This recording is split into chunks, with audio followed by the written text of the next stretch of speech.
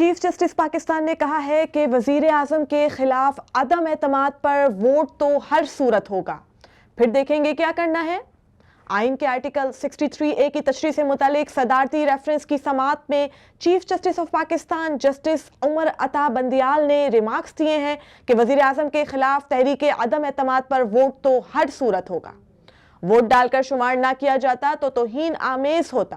Chief justice نے مزید کہا کہ ووٹ کی گنتی کے بعد دیکھا جائے گا کہ اس کے ساتھ کیا کرنا ہے۔ اگر آپ علی اعلان پارٹی پالیسی کے خلاف ووٹ دیں گے تو مطلب جماعت تو چھوڑ دی، پھر معاملہ الیکشن کمیشن کے پاس اور سپریم کورٹ کے پاس جائے گا۔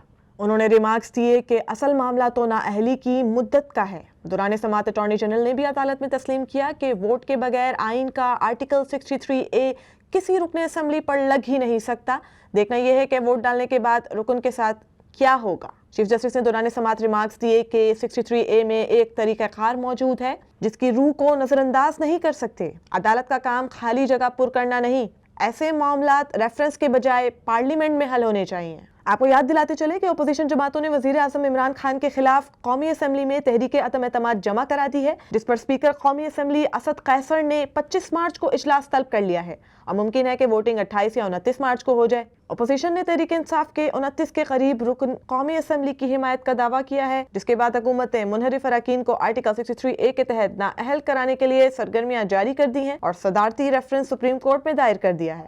اس وقت کے لیے اتنا ہی، مزید خبروں کے لیے دیکھتے رہیے BN TV۔